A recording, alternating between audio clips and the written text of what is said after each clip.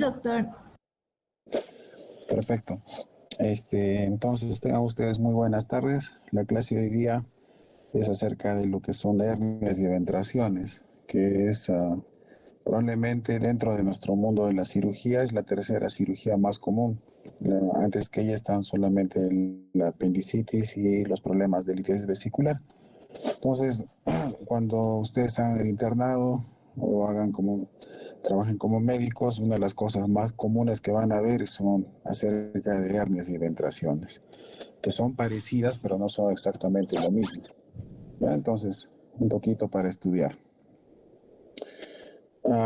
Primero, para comenzar y nos vayamos ubicando, la diferencia básica entre una hernia y una eventración es, primero, ambas son una protrusión o salida, pero en el caso de la hernia va a ser a través de un orificio natural, ¿no? Un orificio o un defecto natural de la pared abdominal. En cambio, en el caso de la eventración va a ser por un sitio causado, pues, por algún accidente, trauma o cirugía, ¿no? Entonces, esa es la gran diferencia entre una hernia y eventración, aunque aparentemente parecieran ser lo mismo, ¿ya? Entonces, acuérdense bien siempre de esto. Hernia, la protrusión a través de un orificio natural, anatómicamente natural, y la otra, en el caso de la eventración, es por un orificio, pues, artificial, si lo vamos a llamar así. Entonces, ahí, por ejemplo, en las hernias vamos a tener varios ejemplos. La hernia inguinal, por donde está protruyendo, digamos, o saliendo el cordón espermático. En el caso de la hernia umbilical, donde estaba cuando uno es recién nacido, o cuando uno estaba dentro del vientre de la mamá, por ahí salía, pues, el conducto umbilical, ¿no? Donde están todos los componentes que ustedes ya conocen. Ponte en el caso de la hernia crural, por allí está saliendo el paquete femoral, ¿no? Arteria, vena, femorales cruzan por esa parte. En la hernia hiatal es como ustedes se acuerdan, el límite entre el tórax y el diafragma, y por ahí está saliendo en la parte distal del esófago y comenzando el estómago, ¿no? Entonces, como se dan cuenta, las hernias son protrusiones a través de orificios naturales, anatómicamente constituidos. Entonces, ¿qué partes va a tener una hernia, no? Entonces, como ven acá ustedes en la figura, vamos a tener el agujero herniario o la boca, ¿no? Este es lo que los radiólogos miden muchas veces, cuánto es el defecto herniario o la boca, ¿no? Y después va a estar el cuello, que es la parte porque va a atravesar pues el sitio del orificio herniario, y por encima van a estar pues el cuerpo, ¿no? De la misma hernia, ¿no? En el caso de la eventración va a ser exactamente lo mismo, va a tener igual un defecto de ventrógeno en este caso, y va a tener pues igual un cuello y un cuerpo, ¿no? Y el fondo, que es la parte que vamos a muchas veces tocar. Generalmente, alrededor de la hernia se va a rellenar de grasa, eso se llama lipoma preherniario, ¿ya? ¿Y qué puede contener el saco? Pues en el caso de las hernias del abdomen van a tener diferentes presentaciones, digamos, o contenidos.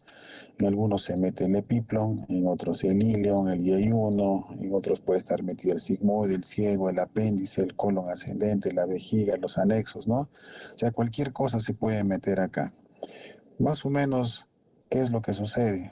Que en el sitio, pues, donde normalmente debería estar cerrado, donde, por ejemplo, no sé, vamos a hablar del anillo umbilical, ¿no? En el caso del anillo umbilical debería estar cerrado cuando nosotros nacemos. Como ustedes saben, a los pocos días el cordón umbilical se va a obliterar, se va a fibrosar, y poco a poco debería cerrarse esto, ¿no? Entonces, cuando no, queda un defecto herniario que sería pues la boca, como les decía, y lo que más va a aparecer acá, en el caso de la hernia umbilical, por ejemplo, es el contenido que sería el epiplom, ¿no?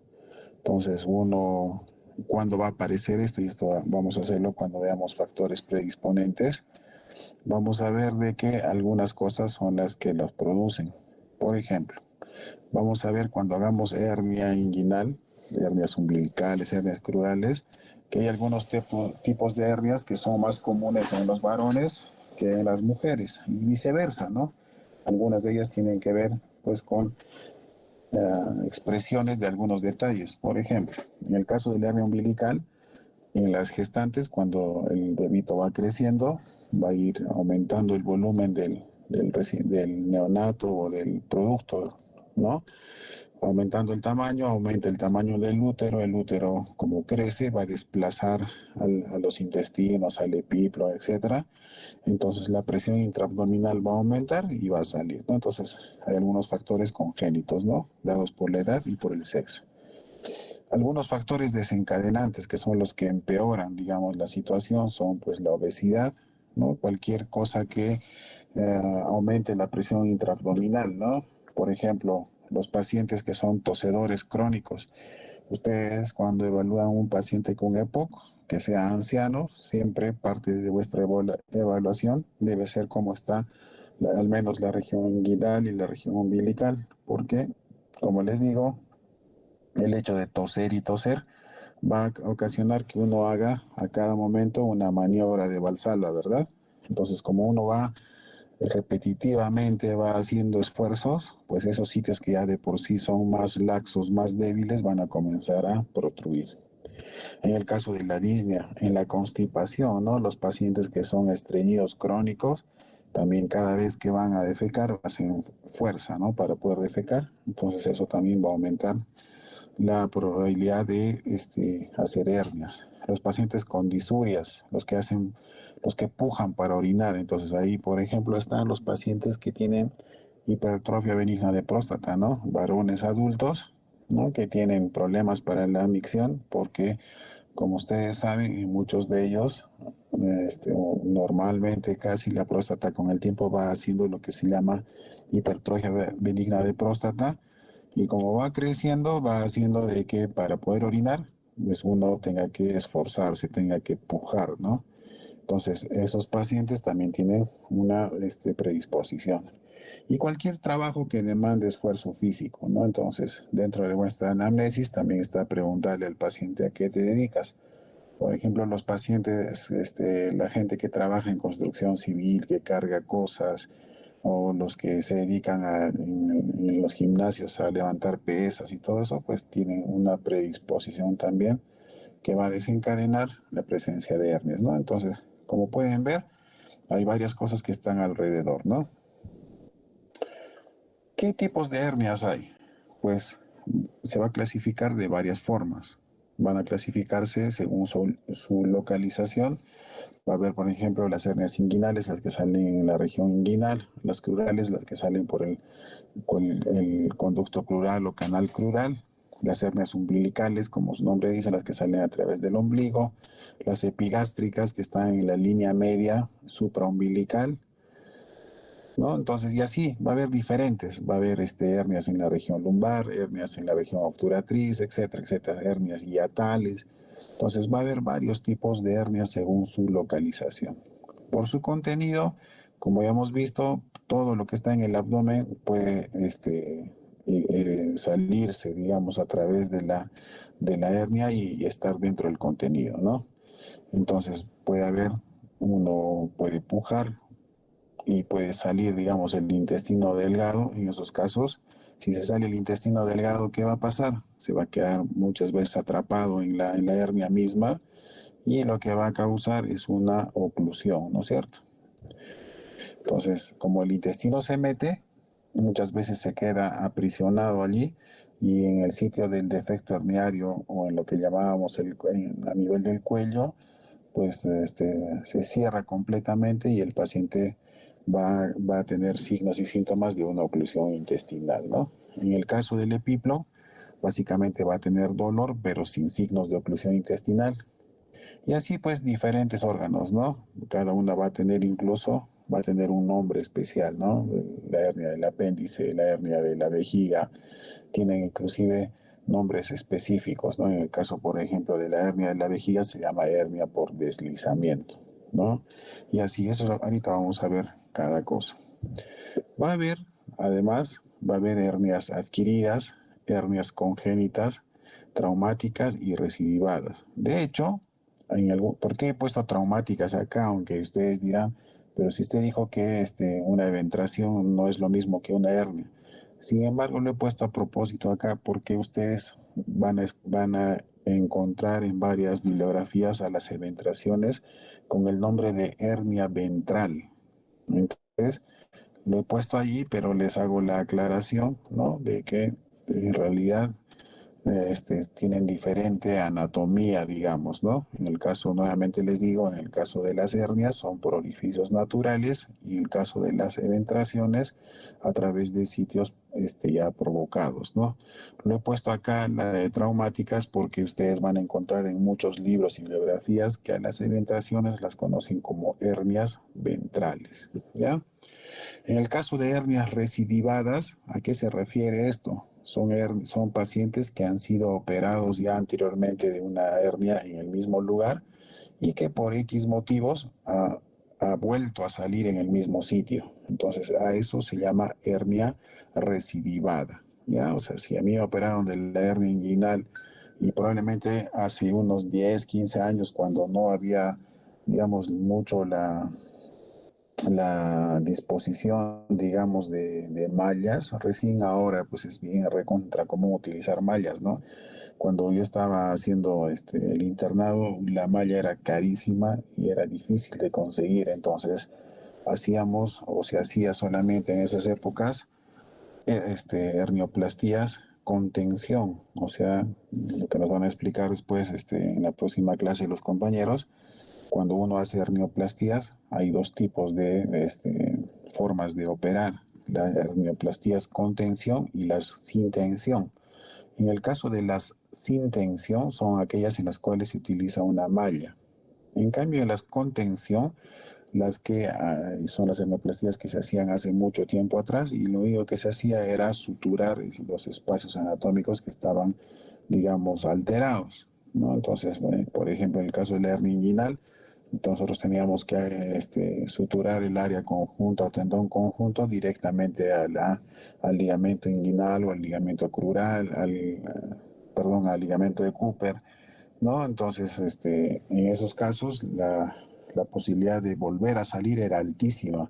Ahora, con las mallas que uno dispone, pues ya no. Las tasas de recidiva son bajísimas, ¿no? Sin embargo, puede suceder. Entonces, la forma correcta de llamar o diagnosticar, digamos, al paciente que ha sido operado más antes y que en la misma zona le volvió a salir la hernia, a eso se llama hernia recidivada o hernia recidivante. ¿Ya? Ahora, según su condición, va a haber algunas formas en las cuales vamos a llamar a las hernias.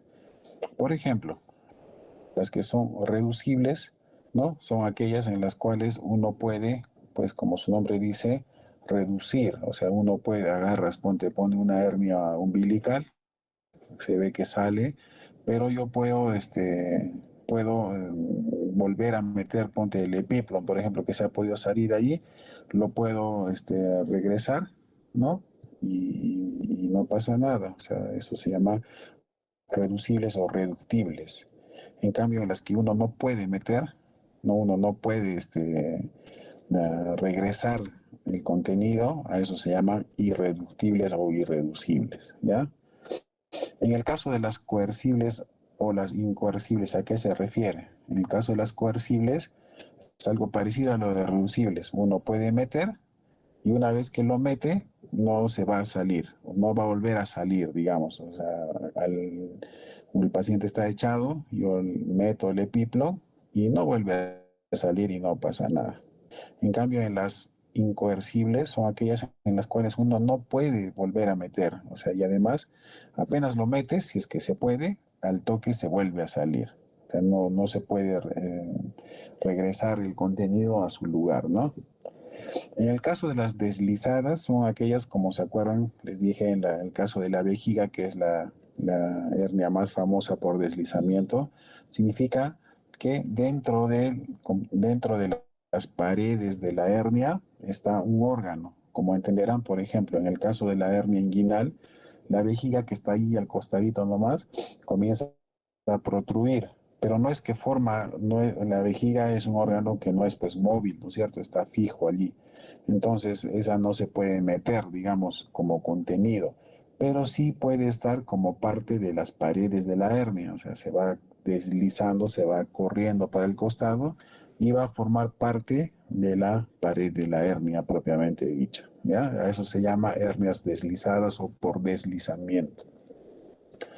En el caso de las hernias atascadas, encarceradas u obstruidas, son aquellas en las cuales el contenido se ha quedado, como su nombre dice, atascado o encarcerado, se ha quedado metido allí y lo que causan muchas veces son signos de oclusión, pero a diferencia de las estranguladas, que son las que están más abajo, en el caso de las atascadas o las encarceradas, la irrigación sanguínea está normal, o sea, no hay compromiso de los tejidos, ¿no? Porque la irrigación está llegando adecuadamente. Entonces va a haber muchos casos en los cuales nosotros operamos de la hernia que está encarcerada, muchas veces está causando signos de oclusión intestinal, el paciente está vomitando, está con dolor, con todo lo de una oclusión intestinal, pero una vez que entramos a la hernia encontramos que, claro, se ha quedado atrapado, pero el intestino está viable, no ha habido afectación de su irrigación, o sea, su vasculatura está normal.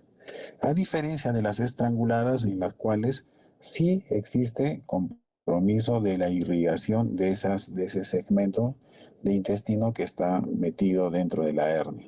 Entonces, esa es la gran diferencia entre estranguladas e encarceradas. Las encarceradas, nuevamente les digo, no hay compromiso de la irrigación sanguínea de ese segmento de órgano, ¿no? En cambio, en las estranguladas sí va a haber compromiso y lo que tenemos que hacer, muchas veces entramos a una hernia inguinal complicada, ingresamos, encontramos el intestino completamente gangrenado, porque ya hay, como les digo, compromiso de la irrigación de ese segmento de intestino y lo que tenemos que hacer es hacer una, aparte de hacer la hernioplastia, todo lo que corresponde respecto a la hernia, aparte de eso, como el intestino estaba pues comprometido, lo que hay que hacer es una resección intestinal y dependiendo del estado del paciente, pues podemos hacer una ileostomía, ileostomía o tal vez hacerle una anastomosis, ¿no? Que puede ser término terminal, lateral, hay diferentes formas, ¿no? Entonces, la anastomosis, ya eso lo han hecho también en técnicas, es pues la sutura de dos extremos de un intestino o de un órgano, ¿no? Para recordar un poco, hay anastomosis que se hacen en el intestino, ¿no? Hay anastomosis que se hacen en los uréteres, por ejemplo, ¿no? Hay anastomosis que se hacen en los vasos sanguíneos. Entonces, en este caso de las hernias, cuando un intestino se ha metido y hay un compromiso de la irrigación, pues en esos casos lo que tenemos que hacer muchas veces, como les decía, es una resección intestinal y después de eso hacer una anastomosis, ¿no? Juntar los dos extremos del intestino. ¿Ya? Entonces esa es la gran diferencia entre encarceradas o atascadas y las estranguladas. Nuevamente, encarceradas o atascadas son aquellas en las cuales la vasculatura, la irrigación sanguínea están normales, en cambio las estranguladas ya hay compromiso, ¿no? Y obviamente pues hay que hacer una resección del órgano que está afectado, ¿ya? Entonces, ¿qué hernias son las más comunes? Como ustedes pueden ver acá en la figura, pues la hernia más común de todititas es la hernia inguinal, la que sale acá en la región inguinal a través del acompañando a través de la salida de la emergencia del cordón espermático. Un poco más abajo, ¿no? Metido en la zona crural, está la hernia femoral o hernia crural, ¿no? También están en tercer lugar las hernias umbilicales, ¿no? Bien comunes en niños, bien comunes también en mujeres que han gestado, ¿no? Que han estado embarazadas, ¿no? La hernia que está acá por encima en la línea media se llama hernia epigástrica. Y como les digo, pues las eventraciones, miren, fíjense en este cuadro, pues algunas las consideran como un tipo de hernias, ¿no? Las hernias ventrales y también conocidas como ustedes ven acá, como hernias incisionales, ¿no? Hay otro tipo de hernias, por ejemplo la hernia de Spiegel, ¿no? Acá por donde están saliendo los vasos epigástricos, ¿no? Entonces también uno puede tener la hernia de Spiegel, ¿no? Y así diferentes tipos de hernias, ¿ya? Entonces acá se puede ver en el cuadro, en el caso del hernia inguinal va a haber, y ahorita lo vamos a ver, puede haber indirecta, puede haber directa, puede haber mixta o hernia en pantalón se llama. En el caso de las crurales, cuando veamos el canal crural, vamos a ver que puede haber hernias prevasculares, retrovasculares, la de Lauger, la de Hessel, la de Cloquet, etcétera, etcétera. En el caso de la umbilical, puede haber hernias tan grandes como el onfalocele, ¿no? Puede haber las hernias infantiles e incluso a largo plazo las hernias del adulto, ¿no? Puede haber las epigástricas, que ya saben, están en la línea media acá, por encima de la línea, por encima del sitio, la región umbilical. Las hernias obturatrices, ¿no? Eso es en el piso pélvico, ¿no es cierto? Donde está naciendo, donde está el agujero obturatriz, las hernias isquiáticas, las hernias perineales, que son las hernias más raras, ¿no? Y la de Spiegel, ¿no? Que son las más reconocidas también, ¿no? Entonces, ¿cómo evaluar a un paciente que tiene hernia umbilical? Primero, hay que preguntar acerca del tiempo de aparición. Por lo general, estos pacientes, cuando no están con síntomas asociados pues, a una emergencia, ¿no? Y vienen para que les operes, por lo general son pacientes que les van a decir que tienen esa hernia por mucho tiempo, meses o inclusive años, ¿no? Los que tienen hernia umbilical, por ejemplo, están desde que uno pues, es niño prácticamente. Pasa el tiempo y poco a poco ese defecto umbilical, ese defecto inguinal o donde haya la hernia va a ir creciendo poco a poco y uno va a notar, ¿no? Entonces es común que el paciente te diga que tiene la hernia pues meses o como te digo, años, ¿no? 5 años, 10 años, 15 años. Entonces, eso. Ahora, ¿cuándo nos debemos preocupar? Cuando más bien tienen poquito tiempo, ¿no?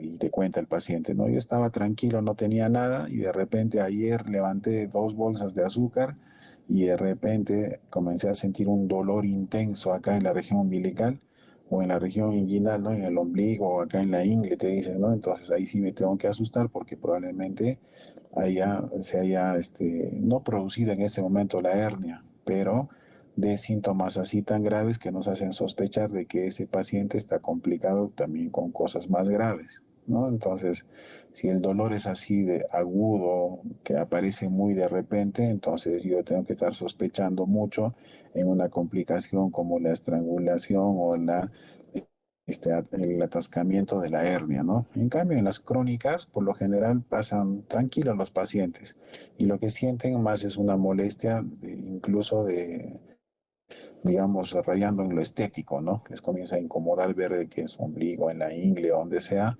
pues tienen una masa palpable, un bulto allí que cada vez es más grande y que les incomoda, ¿no? Hay que asociar todo lo que son los factores de riesgo, ¿no? Entonces siempre hay que preguntar acerca de este tipo de trabajo que tiene el paciente, por lo que les he explicado, algunos signos y síntomas como tos crónica, estreñimiento, ¿no? Siempre hay que comenzar la evaluación con el paciente de pie. O sea, si ustedes desde un inicio por los signos y síntomas que les cuenta el paciente sospechan que pueda tener una hernia, entonces lo que hay que hacer es pues pedirle al paciente que descubra la zona en la cual uno piensa que tiene la hernia, ¿no? Entonces no tengan reparo en pedir al paciente que se pare y que baje el pantalón, ¿no? Para si uno sospecha una hernia en la región inguinal, entonces hágale bajar el pantalón bien y, o sea, que se muestre bien el paciente para que ustedes puedan ver bien la situación, ¿no? Porque muchas veces cuando el paciente se echa, la presión intraabdominal disminuye, obviamente por el peso que tienen los intestinos y todo eso, ¿no? Entonces, cuando uno se echa, pues esa presión disminuye y uno no puede evaluar bien la presencia de hernias, ¿no? Entonces, siempre comenzar con el paciente de pie porque muchas veces allí es donde uno puede observar con tranquilidad. Allí, estando el paciente de pie, le puedes pedir al mismo tiempo que realice alguna maniobra de Valsalva, ¿no? Entonces le puedes pedir que tosa o que puje, ¿no? Entonces ahí esto se va a expresar mejor el sitio de la hernia, ¿no? Una vez de que has evaluado, entonces recién agarras y lo haces echar al paciente y evalúas qué tipo de hernia tiene, ¿no? Y hay que ver si está complicada con alguna cosa que ya les hemos mencionado, ¿no? Entonces ahí uno recién puede evaluar si el paciente tiene signos de oclusión intestinal, si tiene el abdomen distendido, hay timpanismo, hay percusión positiva, etcétera, etcétera, ¿no? Entonces, igual ahí podemos ver qué contenido tiene. Incluso podemos escuchar, ¿no? Al menos cuando está metido el intestino, uno puede agarrar el estetoscopio y en la zona de la región inguinal o inclusive en la bolsa escrotal, uno puede escuchar ruidos intestinales, ¿no? Entonces, ya para una evaluación secundaria, ya se puede pedir, como les digo, que el paciente se eche, ¿no? Siempre al inicio, no se olviden, cuando sospechen de una hernia, lo mejor es evaluar al paciente de pie, ¿ya? Entonces, en ese orden tienen que evaluar. Entonces, una vez que uno ha evaluado y ha visto las complicaciones, pues tenemos que definir qué tipos de hernias son en cada caso.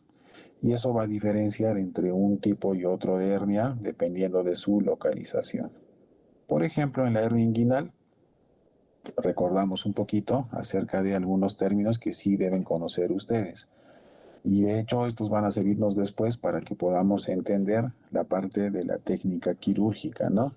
Entonces, además que les voy diciendo, pues el cuadrilátero de Frouchot, el triángulo de Hesselbach y todos esos siempre tienen siempre se repiten, digamos, en los exámenes del ENAMA, en los exámenes de las residencias, entonces siempre recuérdenlo, algunos detalles, ¿no? El cuadrilátero de Frouchot, por ejemplo, es un cuadrilátero que, miren por acá, va a pasar por donde están las espinas ilíacas, uno hace de la espina del gántero superior a la del otro lado, hace una línea, perdón, imaginativa, que es el borde superior, acá en la sínfisis del pubis, en las espinas, digamos, del pubis, uno hace otra línea imaginaria y de la línea media, más o menos a 1 centímetro, paralela a la línea media, y acá paralelo a la parte más externa, digamos, del abdomen, a unos 2 centímetros más o menos del borde, hace la otra línea. Entonces esto se llama cuadrilátero de Frouchot y justamente acá, que es esto de acá que ustedes ven, están pues el ligamento inguinal, que acá ya lo han mostrado ya con una línea, ¿no? El ligamento inguinal, y acá se nos va a presentar pues estas dos hernias, ¿no? Una que está acá arriba por encima del ligamento inguinal, que es la hernia inguinal propiamente dicha, y la que está por debajito es el canal crural, y si salen por acá, pues va a estar la hernia femoral o hernia crural, ¿no? Entonces, para eso es importante para definir cuáles son estos tipos de hernias. Entonces, yendo un poquito a la parte de la región inguinal, acá se puede ver nuevamente, como ustedes pueden ver acá, este acá que está en amarillo es el ligamento inguinal, ¿no es cierto? El ligamento inguinal. Ahora, el ligamento inguinal, en el caso de hernia inguinal, lo que nos va a importar es esta parte de acá arriba. Entonces, acá está el triángulo de Hesselbach. El triángulo de Hesselbach va a estar formado pues por estas de acá, que son los vasos epigástricos, por este de acá abajo, que es el ligamento inguinal, y por acá, que es el músculo recto del abdomen, ¿no? Entonces, este es el triángulo de Hesselbach. ¿Y para qué nos sirve esto? Porque detrás de ese triángulo, ¿no? Por donde está pasando muy por detrás el ligamento umbilical, ahí va a estar atrás la fascia transversalis. ¿Y para qué nos sirve la fascia transversalis? Porque si, si la hernia sale por detrás de este triángulo, o sea, por detrás que está la fascia transversalis, se va a llamar hernia directa, pero si sale desde acá por el orificio inguinal profundo, por acá a veces protruye la hernia, a eso se va a llamar hernia de tipo indirecta, ¿ya?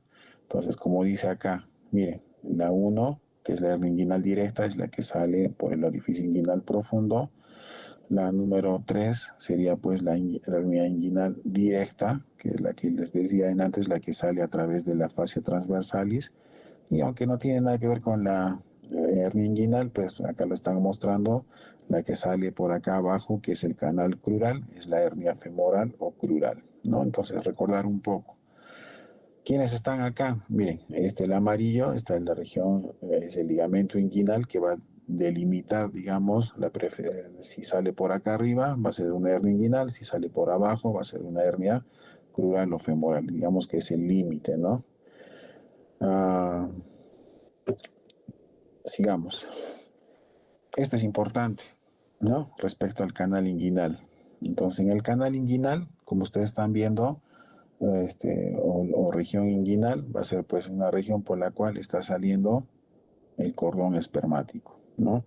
El cordón espermático. Entonces, por encima va a estar el área conjunta, que es esta, la parte, digamos, más baja del oblicuo interno, ¿no? Por debajo va a estar acá en la parte, digamos, amarilla, que es el ligamento inguinal, ¿no? Hacia atrás, la zona transversalis, y hacia adelante, estos músculos que están acá, ¿no? La aponeurosis de los músculos transversos, ¿no?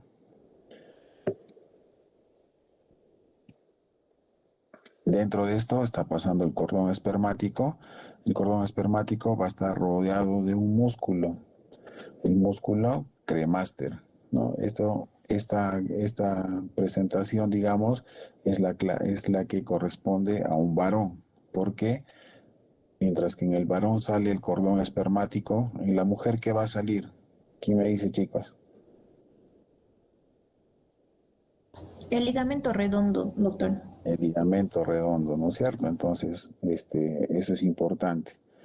Y es importante para nosotros los cirujanos, ¿por qué? Porque operar un varón es más difícil que operar a una mujer. Porque el ligamento redondo, como ustedes saben, en el caso de una mujer adulta, va a estar ya pues fibrosado y casi inexistente en realidad. En cambio, en el caso del varón, pues el cordón espermático es el que hay que cuidar, porque por acá el centrito en color amarillito, ¿quién creen que está?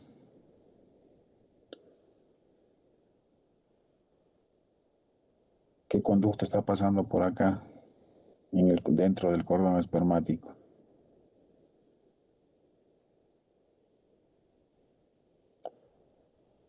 ¿Por qué creen que es importante en el varón cuidar todo este cordón espermático? El conducto deferente, doctor. Claro, ¿no es cierto? Porque ahí está el conducto deferente y además están varias arterias y venas que son las que irrigan al 80% del testículo. Entonces, si yo lesiono este cordón espermático al momento de operar, lo que voy a hacer es primero, si yo corto el deferente, primero le voy a causar una vasectomía, ¿no es cierto? Por lo menos de un lado ya no va a poder tener su función reproductiva, ¿no es cierto?, de llevar los espermatozoides a través de este conducto que es la función. Y además, si yo me llevo todo el cordón espermático, si yo lo cierro, la irrigación del testículo se va a ver afectada. Y es por eso que cuando veamos complicaciones, si yo pongo una malla por acá y ajusto mucho este cordón, lo que al momento de ajustar es como hacerle un torniquete a estas arterias y venas. Entonces, si yo lo ajusto más o menos, probablemente pues el retorno venoso de todas estas venas que van al testículo o que vienen del testículo va a estar alterado. Entonces, al paciente al día siguiente de la cirugía va a estar con el testículo aumentado de volumen. Pero si yo soy tan agresivo que lo secciono completamente, probablemente, como esto lleva más o menos el 70 al 80% de la irrigación del testículo, podría ser de que con el tiempo ese testículo, pues como no le llega la cantidad de sangre adecuada, comience a fibrosarse, ¿no? Entonces, imagínense lo complicado que sería esa situación. Entonces, por eso en el varón es más difícil, digamos, operar la hernia inguinal porque lleva el cordón espermático, a diferencia, como decía, de la mujer, que está el ligamento redondo, que en el caso de las mujeres normalmente ya está obliterado e incluso inexistente, ¿no? Entonces, como ustedes pueden ver, es como un canal, ¿no? Es un sitio por donde está pasando el cordón espermático. Entonces, más o menos así. Y esto es lo que ustedes deben saber para la intención del examen de la región inguinal. Como ustedes se acuerdan, pues acá donde está el ligamento inguinal va a estar el orificio inguinal profundo, y más hacia abajo va a estar el orificio externo, ¿no? El orificio inguinal externo, ¿no? Y por acá está pasando a través de esos dos orificios, están saliendo, ¿no? Entonces se cumple lo que les dije al inicio, que una hernia se forma en el sitio donde hay un orificio natural, ¿no? En este caso, acá hay un orificio natural que es por donde sale el cordón espermático, ¿no? Entonces, cuando hacemos la maniobra del Landívar, que ahorita lo vamos a ver, uno con el dedo, pues mete el dedo a través de este orificio, o sea, uno entra con el dedo pegado al cordón y uno puede palpar. Entonces, uno normalmente mete el dedo con el pulpejo del dedo hacia atrás, digamos, ¿no? Entonces, tú le pides al paciente que empuje y si el golpe o la sensación de empuje, digamos, se da en el pulpejo del dedo, o sea, en esta parte, entonces vamos a tener el caso de una hernia directa. Pero si yo he metido el dedo acá y el empuje o golpe cuando yo le pido al paciente que empuje es en la punta del dedo, o sea, estaría por acá mi dedo más o menos, ¿verdad? Entonces, ahí es una hernia indirecta, ¿no? Entonces, para esto es importante conocer la existencia de estos dos orificios, el orificio externo y el orificio interno.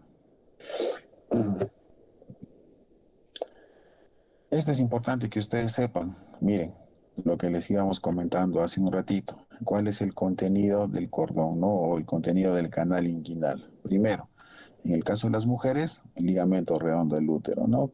Que ya, como les digo, con el tiempo se va obliterando. En cambio, en el caso de los hombres va a estar el cordón espermático. Entonces, miren, fíjense la cantidad de cosas que pasan por ese simple conductito, ¿no? O ese simple cordón. Va a haber arterias y venas testiculares, está la espermática, el conducto deferente, arteria y vena deferente, arteria cremasteriana, el músculo cremaster, toda la parte del plexo pampiniforme, fibras nerviosas simpáticas, ramas de los nervios genitofemorales, vasos linfáticos, etcétera, etcétera, ¿no? Entonces, fíjense la cantidad de cosas que pasa.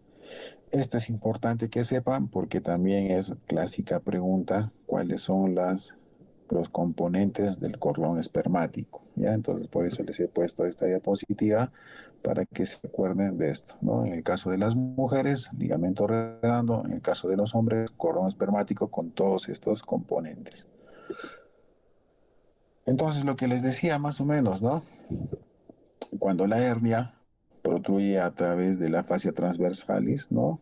Entonces ahí se llama hernia directa.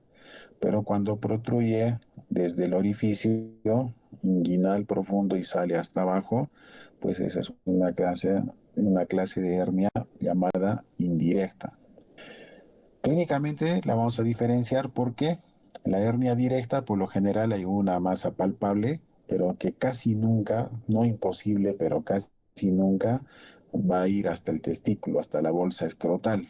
A diferencia de la hernia indirecta, que sí, por lo general, el contenido del intestino, como está yendo junto al cordón espermático, va a pasar y va a llegar hasta la bolsa escrotal. Entonces vamos a tener por lo general hernias gigantes, a diferencia de las hernias directas, que son hernias que muchas de ellas son de un tamaño considerable, pero no llegan al tamaño, pues no sé, 15, 20 centímetros, como si llega acá, que muchas veces como está alojado en esta bolsa escrotal, el testículo va a estar desplazado hacia un costadito y las hernias de acá, por lo general, cuando ya están más avanzadas, digamos, son gigantes, ¿no? Entonces uno tiene pues una bolsa escrotal muchas veces he visto incluso hasta de 30 centímetros, ¿no? Una cosa espantosa, pues gigante, ¿no?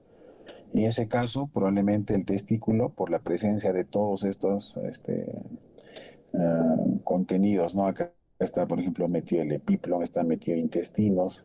Por lo general, está la hernia indirecta, casi nunca, no imposible, pero casi nunca cursa con oclusión intestinal, porque esta bolsa se ha vuelto tan grande y estos orificios se han ampliado tanto que ya han encontrado un hábitat normal, digamos, en la bolsa escrotal, ¿no? Los intestinos ya se han acostumbrado a estar allí.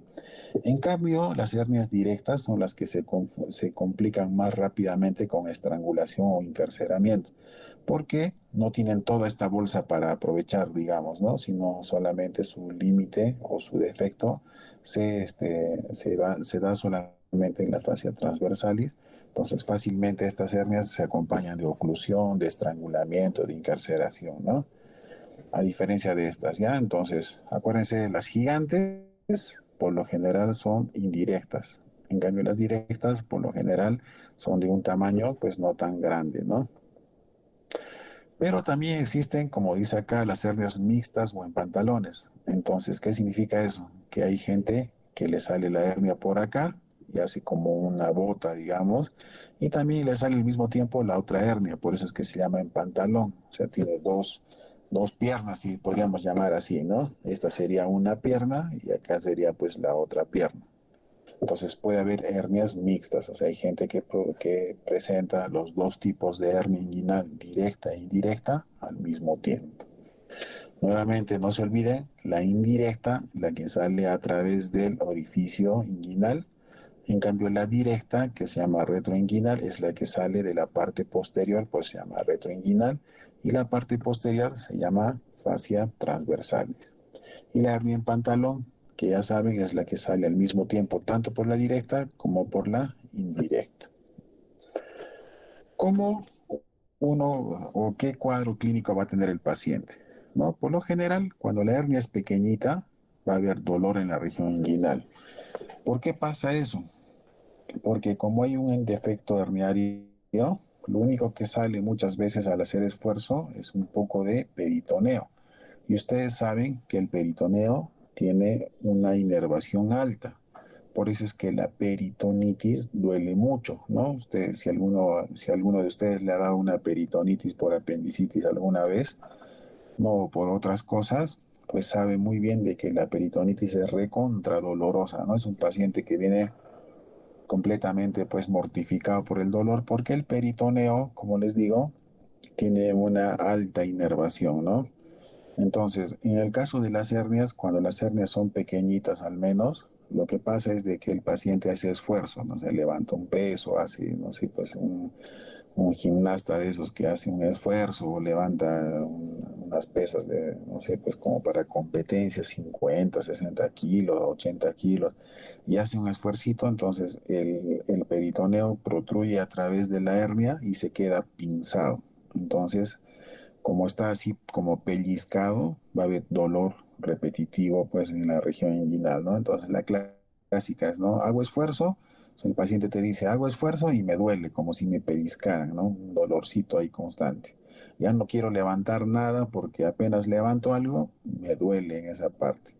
Entonces, muchas veces el paciente se caracteriza por dolor. Una vez que la hernia está un poquito más grande, pues el paciente ya te va a decir, doctor, tengo acá una bola, tengo acá en esta parte, ¿no? Eso se llama una sensación de masa palpable, ¿no?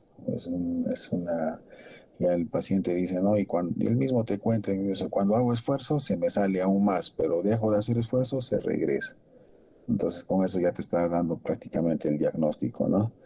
Hay una tumoración globosa o bulto, ¿no? La sensación, como les digo, de masa palpable, ¿no? Y de acuerdo a sus complicaciones va a presentar diferentes signos y síntomas. Por ejemplo, cuando la hernia se ha quedado ya atrapada, pues va a haber signos, como les decía antes, si se mete el intestino en esa zona, pues va a haber signos de oclusión intestinal, ¿no? Porque el intestino se ha quedado atrapado y se ha torcido muy probablemente ahí adentro o se ha quedado pellizcado, digamos, por el defecto inguinal o el defecto, digamos, de la hernia. Y como está con un signo de oclusión intestinal, entonces va a suceder lo mismo que en cualquier otro tipo de oclusión intestinal, ya sea por los sigmoides, sea oclusión por adherencias, etcétera, etcétera, va a causar la misma sintomatología. Entonces el paciente va a estar con náuseas, va a estar con vómitos, dependiendo de la intensidad de la oclusión, incluso va a tener vómitos fecaloideos, ¿no? Vómitos fecaloideos es cuando uno vomita ya pues contenido intestinal, pero ya de muy abajo, ¿no? O sea, comienza uno a tener pues ya no vómitos de saliva, de bilis, nada más, sino ya de contenido intestinal propiamente dicho, y incluso ya uno ya tiene pues toda la composición, digamos, del contenido intestinal, y cuanto más bajo sea, o sea, cuanto más abajo del intestino, peor, ¿no? Entonces, como está ocluido, comienza a vomitar, tiene náuseas y el paciente va a comenzar a acumular gases y contenido intestinal y se va a comenzar a distender. Entonces va a tener distensión abdominal y obviamente como está pellizcado, está doblado, está encarcerado ahí el intestino, hacia abajo no van a pues eliminar ni gases ni heces porque no está pasando nada del contenido intestinal, ¿no? Entonces, de acuerdo al tipo de hernia y a las complicaciones que tiene, pues ahí uno va a tener algunos signos y síntomas. Esto es lo que les decía antes, ¿no? Este es el examen del conducto inguinal. Uno puede meter el dedo, ya hay varias formas en realidad, ¿no? Algunos lo hacen con el meñique. Yo prefiero, por ejemplo, tener al paciente y meter el dedo índice, ¿no? Le meto el dedo índice con el pulpejo hacia la parte posterior, digamos, ¿no? Entonces ahí lo que les decía, uno puede evaluar tranquilamente en el caso de esta parte, acá donde está mi cursor, es el orificio externo y hacia adentro, casi apenas uno puede palpar, está el orificio interno, ¿no? Entonces, como les decía antes, si el golpe, si tú le pides al paciente que puje y la sensación de presión o de empuje la sientes acá en la punta del dedo, entonces eso va a ser una hernia de tipo indirecta. Pero si la sientes acá atrás en el pulpejo, digamos a la mitad del dedo en la parte posterior, va a ser una hernia de tipo directa. A eso se llama maniobra de Landívar, ¿ya? Eso por lo general lo van a ver pues en los pacientes que no están complicados, o sea que la hernia ha podido reducirse, a volver a su sitio y yo después de que se ha metido, pues yo agarro, meto el dedo y puedo evaluar, ¿no? Con la maniobra de Landívar. ¿Ya? Entonces, como nuevamente les digo, si la presión la sienten en la punta del dedo, es una hernia de tipo indirecto. Pero si la sienten a la mitad en la parte posterior, es una hernia de tipo directo. Entonces, ¿qué complicaciones tienen? Como ya les dije, incarceración, cuando se ha metido, puede ser el epípron, puede ser el intestino delgado, grueso, el apéndice, qué sé yo, pero cuya irrigación no está comprometida. A eso se llama incarceración. En cambio, en el caso de la estrangulación, como ya les había dicho más antes, está metido un órgano y encima su irrigación, su vasculatura se ha visto comprometida y por lo tanto hay que hacer una resección de ese órgano que está estrangulado, ¿no? Entonces, por lo general lo vamos a encontrar, ponte el intestino completamente, pues así negro, necrosado. Entonces, obviamente, a ese paciente hay que hacerle una resección intestinal. También puede haber signos de obstrucción intestinal, ¿no? Que ya les dije, ya, se mete el intestino, hace un stop allí y tiene todos los signos y síntomas de una oclusión intestinal. O a veces, simple y llanamente, el paciente viene por dolor. ¿Qué cosas hay que tener, pues, en las intraquirúrgicas? ¿Qué complicaciones? ¿Qué sangre? Porque ustedes han visto que por ahí hay varios vasos, ¿no es cierto? Han visto todos los vasos epigástricos. Un poquito más por atrás y hacia un costado están todos los vasos femorales, ¿no? Todo el paquete femoral. O en el mismo cordón espermático que está pues todas esas arterias y venas que ustedes han visto, ¿no es cierto? La vena espermática, las arterias que van hacia el testículo y así, ¿no? Son como 7, 8 entre arterias y venas, ¿no? En el caso de las complicaciones postquirúrgicas, como les decía, recidiva, ¿no? Entonces, ¿qué significa eso? Que a largo plazo la hernia que ya la habíamos operado vuelva a ser hernia recidivante. A veces, muy asociado a esto último que se llama rechazo del material protésico, a veces ustedes entenderán que la malla es un cuerpo extraño para el organismo del paciente. Entonces, al inicio es normal que el paciente produzca, digamos, una reacción inflamatoria que se expresa en la presencia de líquido, ¿no? Alrededor de la malla y es común ver que los pacientes tienen lo que se llama un seroma, ¿no? ¿Se acuerdan? En seroma es solamente la inflamatorio, ¿no?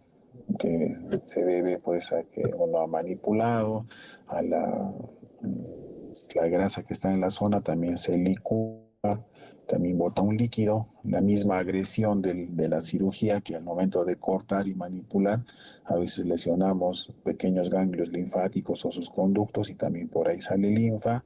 Y como les digo, la misma presencia de la malla hace una reacción inflamatoria, ¿no? Entonces uno puede ver eso, que en los días posteriores, a través de los puntos, comienza a salir un líquido de aspecto inflamatorio. ¿Cuál es el aspecto? Pues el clásico líquido serohemático, ¿no? Y como ustedes ya lo presentaron anteriormente, el líquido serohemático, pues uno ve un líquido como de alguna vez como cuando se descongela la carne de vaca, cuando está o lavan un poco la carne y se ve pues un color amarillento, rojizo, eso es un líquido seromático que es normal, ¿no? Pero a veces ese líquido se acumula y puede sobreinfectarse. Entonces va a haber casos en los cuales va a haber infección de la herida operatoria, que a veces puede ser tan sencillo en su manejo. Uno solamente le da tratamiento antibiótico y además puedes drenar, abres un par de puntitos y drenas la herida. Pero también en algunos casos puede ser tan grave que el paciente haga pues un rechazo ya grave, digamos, a la prótesis, y encima esa prótesis que se va a sobreinfectar va a hacer de que sea un foco de infección constante, ¿no? Y ahí ya pues ya no hay antibiótico que sirva, porque el antibiótico funciona en los tejidos que están vitales, porque el antibiótico que tú le pones por vía endovenosa va a llegar, como su nombre dice, por vía a través de los vasos, ¿no? Y va a llegar hasta la zona que va a estar afectada. En el caso de la malla, pues la malla no tiene arterias ni venas, ¿no es cierto? Entonces no hay cómo le llegue el antibiótico y hay casos graves en los cuales uno incluso tiene que entrarle al paciente nuevamente para retirar el material de prótesis, ¿no? En este caso, la malla, ¿no? Entonces, puede haber esas complicaciones, ¿no? Que sangre, que haga líquido seromático, o sea, seroma, que haga rechazo, que a veces puede ser muy leve, ¿no? A veces, por lo general, los primeros días el paciente lo siente como extraño, ¿no? Pero después de eso se va acostumbrando y ya digamos, se adhiere, ¿no? Pero hay casos de pacientes en los cuales pues el rechazo va a ser crónico, ¿no? Entonces va a estar botando y botando líquido inflamatorio y muchas veces puede incluso complicarse con infección y como les digo, en algunos casos hay que volver a operar al paciente para retirar la malla, ¿no? Entonces son las cuestiones más graves.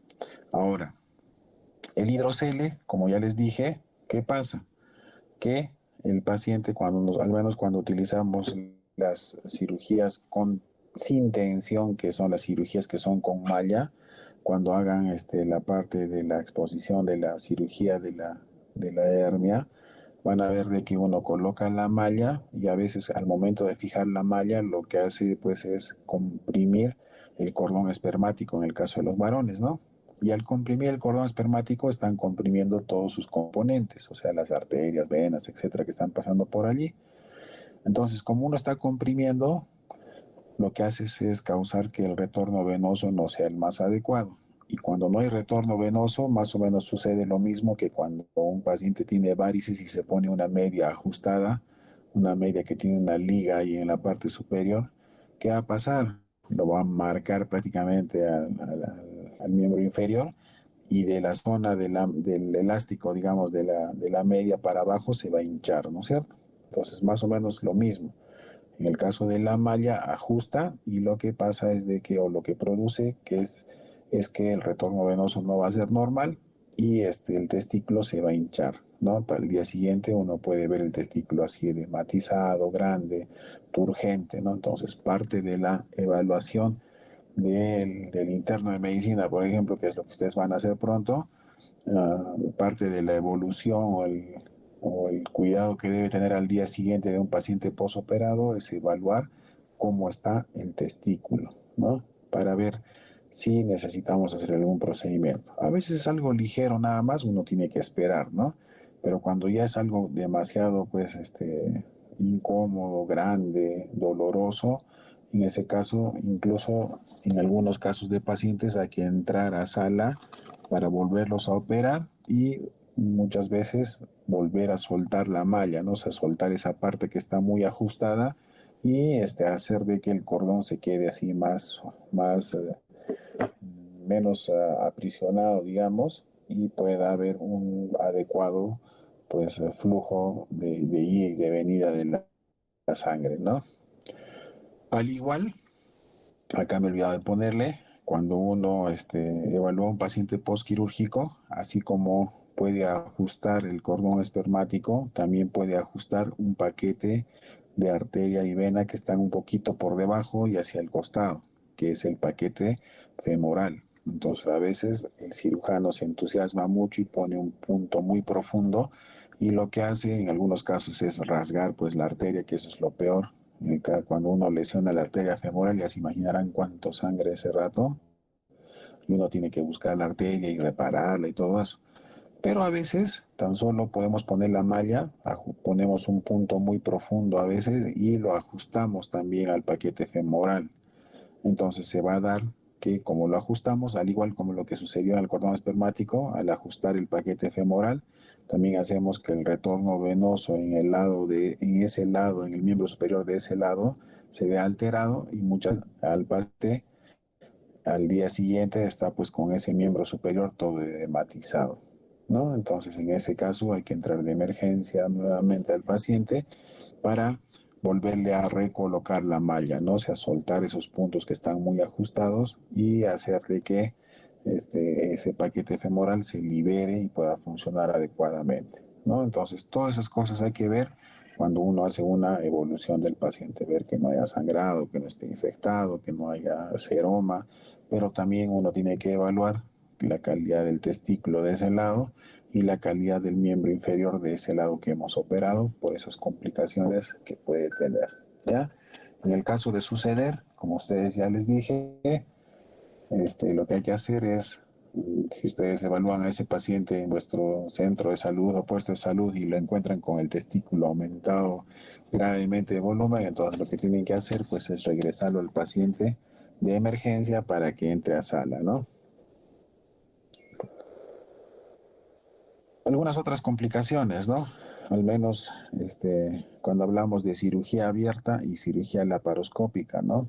Miren, en algunos casos puede haber retención urinaria, infección de tracto urinaria, orquitis, infección de sitio operatorio, neuralgias, ¿no?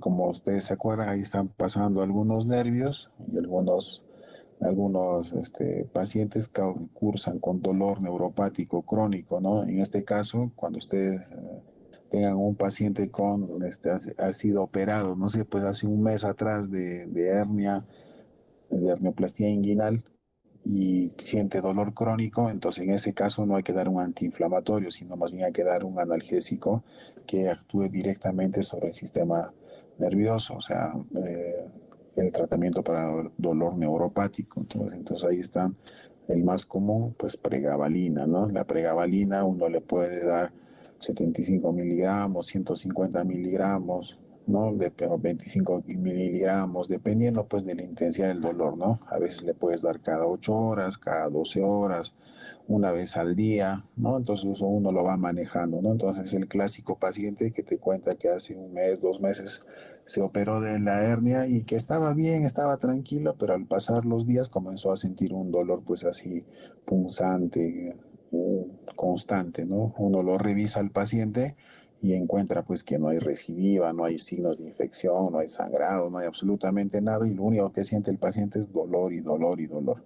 En ese caso damos tratamiento para dolor de origen neuropático, ¿no? Entonces ahí la más famosa, pregabalina, ¿no? Y así es que es más intenso, uno puede dar un pasito y darle gabapentina, ¿no? Pero por lo general con la pregabalina va muy bien. Las complicaciones, las otras, ¿no? Seromas, orquitis, infección, dolor crónico, la recurrencia o recidivancia, ¿no? Fíjense, hacen o muestran de que la cirugía abierta, pues, tenga más complicaciones o a más porcentaje que la cirugía laparoscópica. Por eso es que ahora la forma adecuada de tratar las hernias inguinales, lo recomendado, digamos, es a través de cirugía laparoscópica, ¿no? La hernia crural, llamada también hernia femoral, es la que sale ya también por debajo, ¿no? Nos acordamos, este es el ligamento inguinal. Ligamento inguinal, por acá arriba va a estar todo lo que es el defecto inguinal, o sea, las hernias inguinales. Pero cuando el defecto sale a través de este espacio, de este canal, se llama hernia o canal crural. Entonces, en este caso se va a llamar hernia femoral o hernia crural. Entonces, ¿quiénes forman este cuadrilátero? ¿Quiénes forman este cuadrilátero? Que en realidad es un trapecio. Entonces, acá en el borde interno está el ligamento de Gimbernat. En la parte inferior está el ligamento de Cooper. En la parte superior está la cintilla iliopubiana o ligamento inguinal. Y acá, en el otro lado, va a estar la cintilla iliopectínea, ¿no? Entonces, esto es todo el canal crural. Y dentro del canal crural, ¿qué cosa va a estar pasando? Va a estar todo el espacio por donde va a pasar la arteria y vena femorales, ¿no? Entonces, dependiendo si están a este lado, por encima, por debajo o al costado del paquete femoral, va a tener diferentes nombres, ¿no? Por ejemplo, esta es la hernia de Lauger, que esta es la más común, la que sale pegadito al ligamento de Gimbernat, ¿no? O en este espacio, o las que salen por acá, que son la hernia de Hesselbach, la que sale entre la cintilla y la arteria femoral, o la que sale por debajo, que es la hernia de Cloquet. Esta de la de Lauger, que es esta de acá, es la segunda más común, y esta la propiamente dicha hernia femoral o hernia crural es la más común de todas, ¿no? Sin embargo, se puede dar el caso de que salga por acá. La reparación de estas hernias que están acá pegadas a las arterias y venas, obviamente es mucho más complicado por la manipulación, pues, de estos dos grandes vasos, ¿no? Una rasgadita a la arteria femoral, ya se imaginarán la cantidad de sangre que sale por allí, ¿no? Entonces, estas hernias son más manejables, ¿no? Entonces, esta hernia que está acá en esta flecha más grande es la que conocemos como hernia crural, ¿ya? No se olviden, la de Lauger es la que sale por el triángulo de Hessel, por el ligamento de Gimbernat, perdón. La de Hesselbach es la que sale acá entre la cintilla y la arteria, y la que sale por debajo es la hernia de Cloquet, ¿no? Entre la arteria y la vena, ¿no? La hernia epigástrica, pues el clásico paciente que por acá normalmente emergen algunas arterias y venas, ¿no? En la línea media, digamos, y está por encima, ¿no? Es diferente una hernia umbilical, que es la que está en el ombligo, y esta hernia epigástrica que está en la línea media también, pero superior al ombligo. La hernia epigástrica casi nunca se complica con oclusión, casi nunca se complica con problemas, digamos, en los cuales están comprometidos pues los intestinos o algún órgano, porque tienen la suerte de que, si ustedes imaginan, por acá abajo, primero está el epiplón que está cubriendo. Entonces, lo máximo que uno encuentra por lo general, no digo imposible, pero por lo general, lo único que encuentra acá es epiplón, ¿no? Que muchas veces puede estar encarcerado o inclusive estrangulado. Entonces, lo cual hace de que la recuperación de la hernioplastia epigástrica sea mucho más rápida, porque en el peor de los casos, si, no sé, el epiplón se ha metido y se ha estrangulado, pues sacamos un pedacito de intestino y listo, se acabó, perdón, de epiplón, y se acabó la historia, ¿no? A diferencia de la hernia inguinal, que es la hernia que está por acá abajo, en la cual lo que están acá son los intestinos por lo general, y lo que más se meten allí y se complican son los intestinos, ¿no? En el caso de la epigástrica, por lo general lo que se complica allí es el epiplón, ¿no? En el caso de la hernia umbilical, miren, es la hernia que sale en el ombligo. Hay desde las más pequeñitas hasta las más gigantes. Algunas son congénitas, ¿no? Hay un defecto, digamos, al momento de crecer. ¿no? Inclusive hay cosas más graves como lo que son la gastrosquisis, ¿no? Que es ya la salida, no se ha terminado de formar la pared abdominal en esta zona y a través de esto pues sale el estómago, sale muchas veces el intestino, ¿no? Entonces esos pacientes recién nacidos hay que operarlos o incluso a veces la operación es ese mismo rato, pero a veces dependiendo del tamaño de la gastrosquisis puede esperar y necesidad de tener que hacerle otro tipo de plastías, ¿no? En la zona, ¿no? Hay el onfalocele congénito, ¿no? En el caso de la hernia umbilical infantil, que es una hernia que al inicio se puede esperar. Algunos dicen que bueno, uno puede esperar hasta los 4 o 5 años para operar. Sin embargo, en algunos casos, pues puede ser muy grande y muy incómoda y lo que hay que hacer, pues, es operarle, ¿no? Cerrarle ese defecto. Y la clásica hernia umbilical del adulto, que es la que ustedes están viendo, desde las más pequeñitas hasta las más graves. Esta hernia es un problema en realidad, porque como ustedes pueden ver, es una hernia que si ustedes han visto alguna vez a un paciente con hernia umbilical, uno siente, incluso acá pues se ha metido el epiplo, se ha metido el intestino, qué sé yo, ¿no? Y como son hernias ya más grandes, esta piel de acá está sufrida. Entonces, cuando uno opera, tiene que incluso sacar todo este pedazo de piel, porque es una piel que ya no tiene una buena irrigación. Y es una piel sufrida, como ustedes ven acá, incluso está así medio morado, incluso porque está comprimiendo. Ustedes se acordarán que la piel se va a irrigar a través de pequeños capilares que son perpendiculares, ¿no es cierto? Entonces, al haber algo que está presionando constantemente, esos capilares van a dejar de irrigar adecuadamente a esta piel de acá. Y cuando uno reduce y cierra, pues esta piel va a quedar así prácticamente así como delgadita, como cascarita de huevo, así delgada. Entonces la irrigación ya va a ser pésima y lo que uno tiene que hacer, como les decía, incluso es hacer un corte acá así, en esta parte, cortar de acá para abajo toda esa piel, ¿no?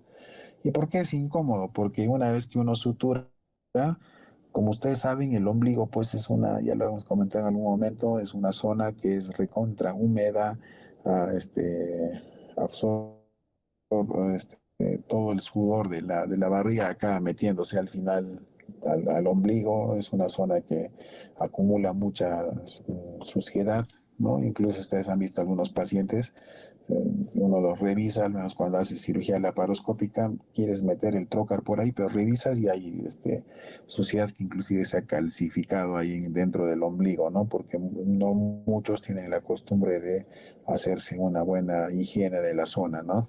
Al momento de entrar a bañarse, de hacer limpieza, muy pocos meten el dedo como debe ser y se limpian pues con agua, jabón, etcétera, ¿no? Muchos lo dejan así, entonces es una zona sucia.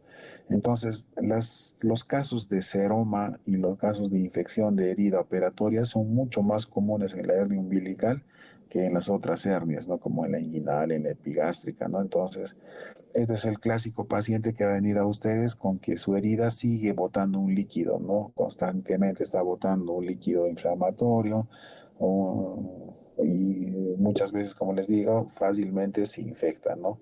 ¿Qué hay que hacer en esos casos? Solamente curaciones, hay que rebordear los bordes, ¿no?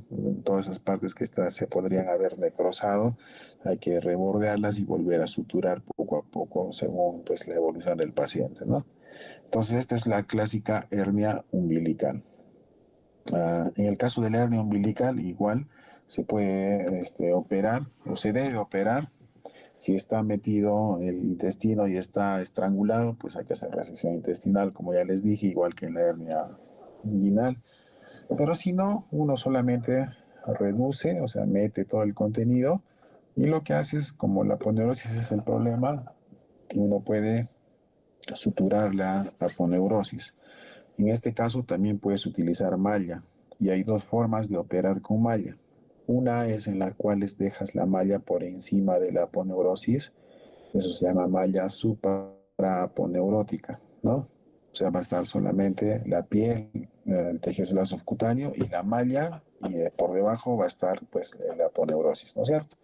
Pero hay otras formas de operar en las cuales uno mete ya también en el espacio subaponeurótico, ¿no? Entonces uno libera, llegas a la aponeurosis, la separas del peritoneo y en ese espacio entre peritoneo y aponeurosis uno mete la malla y a continuación cierras la aponeurosis, ¿no? En esos casos, la probabilidad de hacer seromas es mucho menor. Entonces, es más trabajoso meter una malla en ese espacio, pero para el paciente es mucho más beneficioso, ¿no? Las tasas de infección de la herida, seromas, etcétera, etcétera, en esos casos es mucho menor. Las hernias lumbares, ¿no? Mira, ahí algunos diferentes tipos de hernias, ¿no? Va a haber congénitas o adquiridas, ¿no? Por ejemplo, si tenemos una hernia en el triángulo lumbar superior, o sea, acá donde está la 12ª costilla, es el triángulo de Greenfeld, entonces, por tanto, la hernia recibe ese nombre, ¿no? Y va a estar limitado en un espacio, como dice acá, por la costilla número 12, por los músculos paraespinales y el músculo oblicuo, ¿no? Entonces dejan ahí como un triangulito, ¿no? Y ese triangulito a veces va cediendo con el tiempo y hace una hernia lumbar superior. Pero también puede haber una hernia lumbar inferior que se llama hernia de Petit, ¿ya? La de arriba, se llama hernia de Greenfeld, la del triángulo lumbar inferior se llama hernia de Petit. Acuérdense de estos nombrecitos porque a veces les preguntan eso en los exámenes también. ¿Cuál es la hernia de Petit? Ya saben, es la hernia del triángulo lumbar inferior, ¿no? Entonces acá está la cresta ilíaca, está el músculo latísimo del dorso y el oblicuo externo, oblicuo mayor.